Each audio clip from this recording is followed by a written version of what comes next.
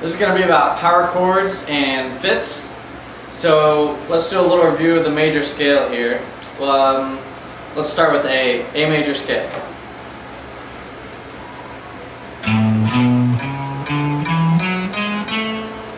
So if you take each note and you number it, 1, 2, 3, 4, 5, 6, 7, 8, you'll have the intervals. So a second interval would be the first note and the second note.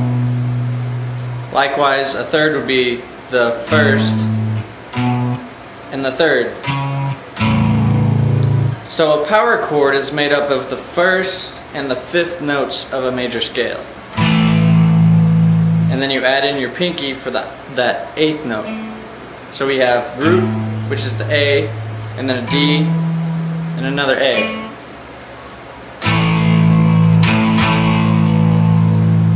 So if we're trying to make a G power chord, we'll play the G major scale and play the first, fifth, and eighth notes of that. So it'll look like this. And if you notice, it's the same shape. And the difference between power chords and open chords is each chord is going to be the same shape. So instead of playing that E and then change into a different shape to C and D, you could just play E up here, or you could play it down here. Just open and then the second fret on A. E, C, D.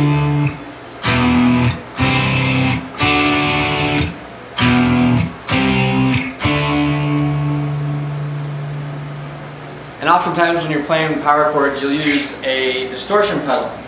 Right now I have one on, but I've got the volume turned down on my guitar. So if you play a chord and you turn the volume up on your guitar, it'll kind of distort it a little more.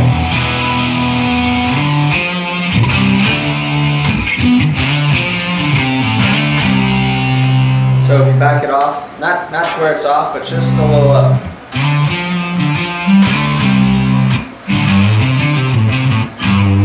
When you're playing music that has a power chord, it'll say you're playing an A power chord. You'll have A5 will be what it looks like. So it'll be an A and then a 5. That stands for the A, which is the root note, and then the fifth interval.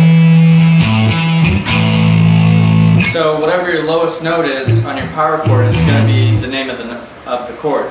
So G, A flat, A. And those are just the notes that we're playing on the lowest string. What we have there on the page is a little smoke on the water. It goes like this.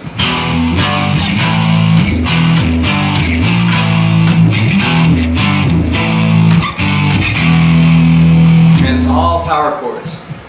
D, G, A, D, G, B flat, A, D, G, A, G. So if you play that on a single string, it'd just be.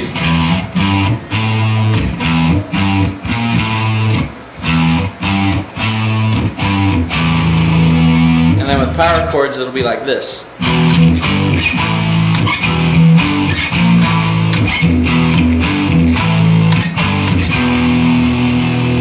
So if you're having trouble with that shape,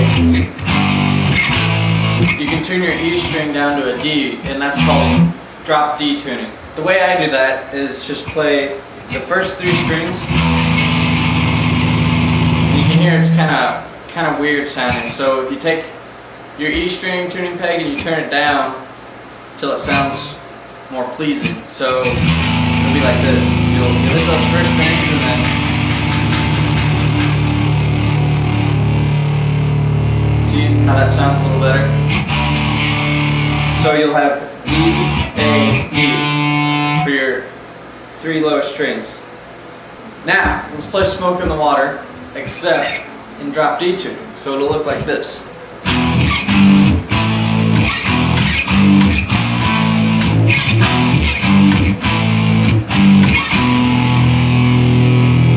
So since our E string is tuned down, we move whatever we would fret on the E string up 2 frets, or a whole step.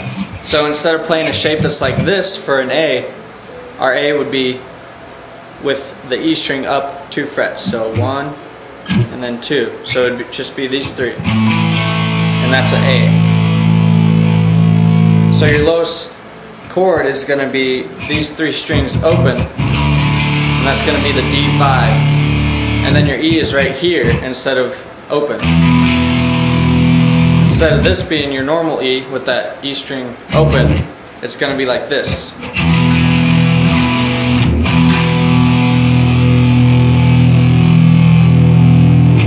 So to help memorize that shape of your fingers of that power chord, I'm in standard E tuning now instead of drop D. You can take your fingers, put it in that shape, and slide it around.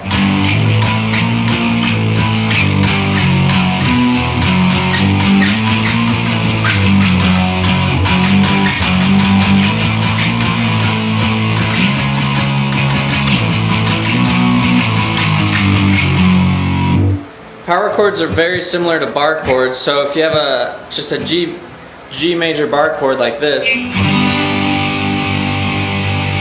a power chord is just going to be those first 3 notes.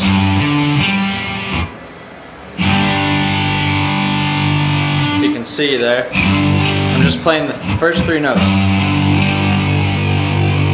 And then the bar chord is all of the notes. Your open power chords will be like a E5 would be open on the E string, 2nd fret A, and then the 2nd fret on the D string. So it's kind of like an open E, but just the first 3 strings.